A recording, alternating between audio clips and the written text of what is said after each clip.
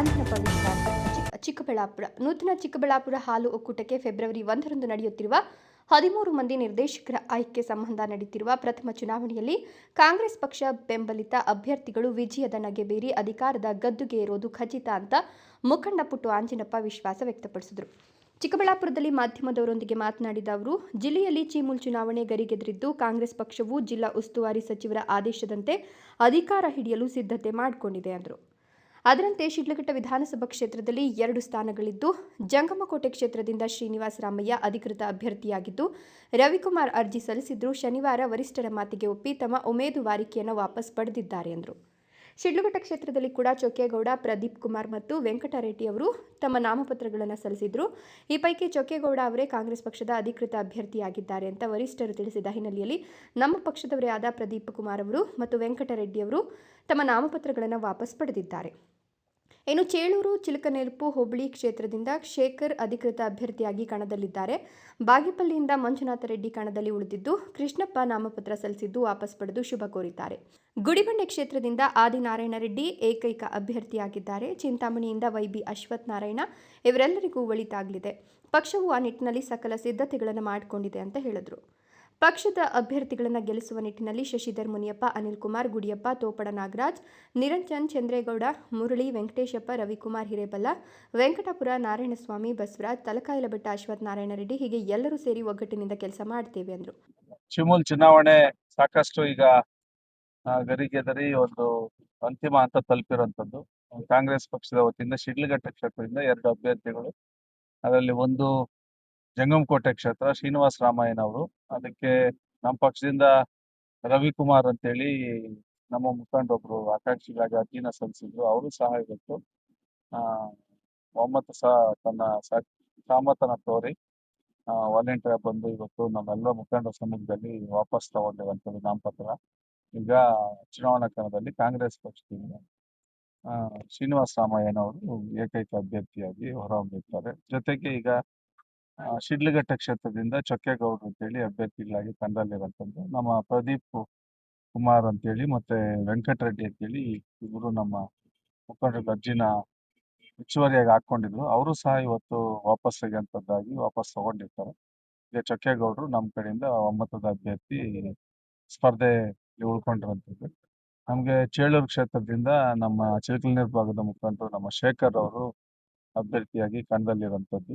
ಮತ್ತೆ ನಮ್ಮ ಬಾಗೇಪಲ್ಲಿ ಕ್ಷೇತ್ರದಿಂದ ಮಂಜುನಾಥ ರೆಡ್ಡಿ ಅವರು, ಅವ್ರಿಗೂ ಸಹ ನಮ್ಮ ಕೃಷ್ಣಪ್ಪನವರು ನಮ್ಮ ಕ್ಷೇತ್ರದಿಂದ ಶಿಡ್ಲಘಟ್ಟದಿಂದ ನಾಮಪತ್ರ ಸಲ್ಲಿಸಿದ್ರು. ಅವರು ಸ್ವಇಚ್ಛೆಯಿಂದ ವರಿಷ್ಠ ವಿಶ್ವಾಸಕ್ಕೆ ಮಣಿದು ಎಲ್ರಿಗೂ ಸಹ ಗೌರವ ಕೊಟ್ಟು ವಾಪಸ್ ತಗೊಂಡು ಅವರಿಗೆ ಶುಭ ಕೋರಂತ ನಿಟ್ಟಿನಲ್ಲಿ ಇವತ್ತು ವಾಪಸ್ ತಗೊಂಡು ಅವರ ಸಹಕಾರವನ್ನು ಸಹ ಸೂಚಿಸಿರ್ತಾರೆ. ಜೊತೆಗೆ ಇನ್ನು ನಮಗೆ ಗುಡಿಬಂಡೆ ಕ್ಷೇತ್ರದಿಂದ ಆದಿನಾರಾಯಣ ರೆಡ್ಡಿ ಅವರು ಕಣದಲ್ಲಿರುವಂಥದ್ದು. ಅವರು ಕಾಂಗ್ರೆಸ್ ಪಕ್ಷ ಏಕೈಕ ಅಭ್ಯರ್ಥಿ. ಎಲ್ಲ ಅಭ್ಯರ್ಥಿಗಳ ಕಾಂಗ್ರೆಸ್ ಪಕ್ಷದಿಂದ ಯಾವುದು ಸಮಸ್ಯೆಗಳಿಲ್ಲದೆ, ಹೆಚ್ಚು ಅರ್ಜಿಗಳಿಲ್ಲದೆ ಒಂದೊಂದೇ ಅರ್ಜಿಯ ಅಪ್ಲಿಕೇಶನ್ ಹಾಕೊಂಡು ಚುನಾವಣೆಯಲ್ಲಿ ಇರುವಂಥದ್ದು. ಮತ್ತೆ ಎಲ್ಲರೂ ಸಹ ಒಗ್ಗಟ್ಟಾಗಿ ಚುನಾವಣೆಗೆ ಹೋಗ್ತಾ ಇರುವಂಥದ್ದು. ಎಲ್ರಿಗೂ ಒಳಿತಾಗ್ತದೆ, ಶುಭ ಆಗ್ಲಿ ಅಂತೇಳಿ ನನ್ನ ಆಸೆ. ಈ ತರ ಸಂಧಾನ ಮಾಡುವಂತ ಪರಿಸ್ಥಿತಿ ಯಾಕೆ ನಿರ್ಮಾಣ ಆಯ್ತು?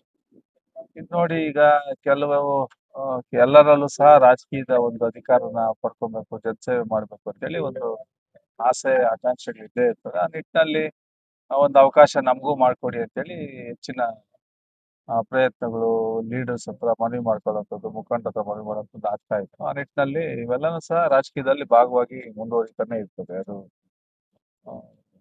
ಸಹಜ. ಸಂಧಾನಕ್ಕೆ ಯಾರೆಲ್ಲ ಪ್ರಯತ್ನ ಮಾಡಿದ್ರಿ ಸರ್ ಮುಖಂಡರು? ಎಲ್ಲ ನಮ್ಮ ಕಾಂಗ್ರೆಸ್ ಪಕ್ಷದ ಎಲ್ಲ ಮುಖಂಡರು, ಶಶಿಧರ್ ಮುನಿಯಪ್ಪನವರು ಆದಿಯಾಗಿ, ಅಲ್ಲಿ ನಮ್ಮ ನಟರಾಜಣ್ಣವರು, ತೋಪಡ ನಾಗರಾಜ್ ಅವರು, ಗುಡಿಯಪ್ಪನವರು, ಚಂದ್ರೇಗೌಡರು, ಮುರಳಿರವರು, ನಿರಂಜನ್ ರವರು, ವೆಂಕಟೇಶಪ್ಪನವರು, ಹೆಚ್ಚು ನಮ್ಮ ರವಿಕುಮಾರ್ ಅವರು, ಹಿರೇಬಲ್ಲ, ಮತ್ತೆ ವೆಂಕಟಾಪುರ ಪಂಚಾಯತಿ ಮಾಜಿ ಅಧ್ಯಕ್ಷ ನಾರಾಯಣಸ್ವಾಮಿ ಅವರು, ಇದೆಲ್ಲ ಹಲವಾರು ಮುಖಂಡರು ಎಲ್ಲರೂ ಸಹ ಒಂದು ಒಗ್ಗಟ್ಟಿನ ಪ್ರಯತ್ನದ ಫಲ ನಮ್ಮ ಬಸವರಾಜ್ರವರು, ಸೀಗೇಳಿ, ಈ ಥರ ಹಲವಾರು ಮುಖಂಡರು, ನಮ್ಮ ತಲಕಾಯಲಬೆಟ್ಟ ಅಶ್ವಥ್ ನಾರಾಯಣ ರೆಡ್ಡಿ ಅವರು, ಮಂಜು. ಶಿಡ್ಲಘಟ್ಟದಲ್ಲಿ ಕಾಂಗ್ರೆಸ್ ಜೆಡಿಎಸ್ ಸ್ಪರ್ಧೆ ಇದೆ ವಿನಃ ಎನ್ಡಿಎ ಸ್ಪರ್ಧೆ ಇರುವಂತೆ ಕಾಣ್ತಿಲ್ಲ. ಕಾಂಗ್ರೆಸ್ಗೆ ಇಲ್ಲಿ ಪ್ರತಿಸ್ಪರ್ಧಿಯೇ ಇಲ್ಲ ಎನ್ನುವ ಪರಿಸ್ಥಿತಿ ಇದೆ. ಶ್ರೀನಿವಾಸ ರಾಮಯ್ಯ ಜೊತೆ ಇನ್ನೂ ಹೆಚ್ಚಿನ ಅಭ್ಯರ್ಥಿಗಳು ಇದ್ರೂ ಆರ್ ಶ್ರೀನಿವಾಸ್ ಹಿರಿಯರು ಎಂಬ ಕಾರಣಕ್ಕೆ ಅವರಿಗೆ ಅವಕಾಶ ಮಾಡಿಕೊಡಲಾಗಿದೆ ಅಷ್ಟೇ ಎಂದರು. ಚಿಕ್ಕಬಳ್ಳಾಪುರ ಜಿಲ್ಲೆಯಲ್ಲಿ ಎನ್ಡಿಎ ವಿಚಾರದಲ್ಲಿ ಶಿಡ್ಲಘಟ್ಟದಲ್ಲಿ ಎನ್ಡಿಎ ಅಭ್ಯರ್ಥಿ ಅಂತ ಯಾರು ಇಲ್ಲ. ಕಾಂಗ್ರೆಸ್ ಜೆಡಿಎಸ್ ಮಧ್ಯದಲ್ಲಿ ನೇರ ಹಣಾಹಣಿ ಇರೋದ್ರಿಂದ ಒಟ್ಟಾರೆ ಫೈಟು ಕಾಂಗ್ರೆಸ್ ಜೆಡಿಎಸ್ ಅಭ್ಯರ್ಥಿ ಮಧ್ಯದಲ್ಲಿ ಸಂಭವ. ಸೊ ಜೆಡಿಎಸ್ ಎನ್ ಡಿ ಎನ ಭಾಗ ಅಂತ ಅನಿಸುತ್ತೆ. ನಿಜಾನೇ, ಬಟ್ ಎಲ್ಲೋ ಒಂದ್ ಕಡೆ ಒಂದು ಸಾರ್ವಜನಿಕ ಸಭೆ ಸಮಾರಂಭಗಳಿಗೆ, ದೇವಸ್ಥಾನದ ಪೂಜೆಗಳಿಗೆ, ಎಲ್ಲೋ ಒಂದ್ ಕಡೆ ಶಾಸಕರ ಜೊತೆ ಹೆಚ್ಚು ಕಾಣಿಸ್ಕೊಂಡು ಅವ್ರ ಜೊತೆ ಅಚ್ಚುಕಟ್ಟಾಗಿ ಓಡಾಡತ್ತದ್ ನೋಡಿದ್ರೆ ಅವರು ಹೋರಾಟಕ್ಕಿಂತ ಒಂದ್ ರೀತಿ ಸಮಾಧಾನದಲ್ಲಿ ಹೋಗ್ತಾರಂತದ್ದು ನಾವು ನೋಡ್ತಾ ಇದ್ವಿ. ಹಂಗಾಗಿ ಅದ್ರ ವಿಚಾರವಾಗಿ ಅವರೇ ಮಾತಾಡ್ಬೇಕು. ಅಂದ್ರೆ ಈಗ ಶಿಡ್ಲಘಟ್ಟ ಎನ್ ಡಿ ಎನಲ್ಲಿ ಒಡಕಿದೆ ಅಂತೀರಾ ಬಿಜೆಪಿ ಮತ್ತು ಜೆಡಿಎಸ್ ನಡುವೆ? ಸರ್, ಪೈಪೋಟಿನೇ ಕಾಣ್ತಾ ಇಲ್ಲ. ಒಡಕೆಲ್ಲ ಆಮೇಲೆ ಮೂಡೋದು. ನುಗ್ಗಿ ಕೆಲಸ ಮಾಡಕ್ ಹಿಡಿದ್ರಾಗ ಅವ್ರವ್ರ ಅಸ್ತಿತ್ವಗಳು ಉಳ್ಕೊಳ್ಳೋದಕ್ಕೆ ದಾರಿ ಆಗ್ತದೆ. ನಾವು ಪ್ರಯತ್ನನೇ ಮಾಡ್ಲಿಲ್ಲ, ಹೋರಾಟ ಮಾಡ್ಲಿಲ್ಲ, ಜನಗಳ ಹತ್ರ ಹೋಗ್ಲಿಲ್ಲ ಅಂದಾಗ NDA ಅಭ್ಯರ್ಥಿ ಸ್ಟ್ರಾಂಗ್, JDS ಅವ್ರು ಸ್ಟ್ರಾಂಗ್ ಇದ್ರೆ JDS ಪಾಲಾಗ್ತದೆ, ಇಲ್ಲ ಬಿಜೆಪಿ ಅವರು ಶಕ್ತಿಯುತವಾಗಿದ್ರೆ ಸಾರ್ವಜನಿಕರ ವಿಚಾರದಲ್ಲಿ ಅವ್ರ ಪಾಲಾಗ್ತದೆ ಮುಂದಿನ ಭವಿಷ್ಯ ಚುನಾವಣೆಗಳಲ್ಲಿ. ಆ ತರದ ಪ್ರಯತ್ನ ಭಾಗವಾಗಿ ಹಂಗೆ ಹೋರಾಟ ಮಾಡೋಂಥದ್ದು ಜನಗಳಲ್ಲಿ ಕಿಚ್ಚಪ್ಸಂತ ಕೆಲಸ ಆಗ್ತಾ ಇಲ್ಲ. ಹಂಗಾಗಿ ಅದು ಏನ್ ನಮ್ಗೆ ಅಂತ ಪೈಪೋಟಿನೂ ಕಾಣ್ತಿಲ್ಲ ಸರ್. ಒಟ್ಟಾರೆ ಚೀಮೂಲ್ ಚುನಾವಣೆ 3 ಪಕ್ಷಗಳಿಗೆ ಪ್ರತಿಷ್ಠೆಯ ಕಣವಾಗಿ ಮಾರ್ಪಟ್ಟಿರೋದು ನಿಜ ಎಂಬುದನ್ನು ಮುಖಂಡರ ಮಾತುಗಳು ಸಾರಿ ಹೇಳಿವೆ. Jangalahalli Ashwath, power news 1, Chikkaballapur.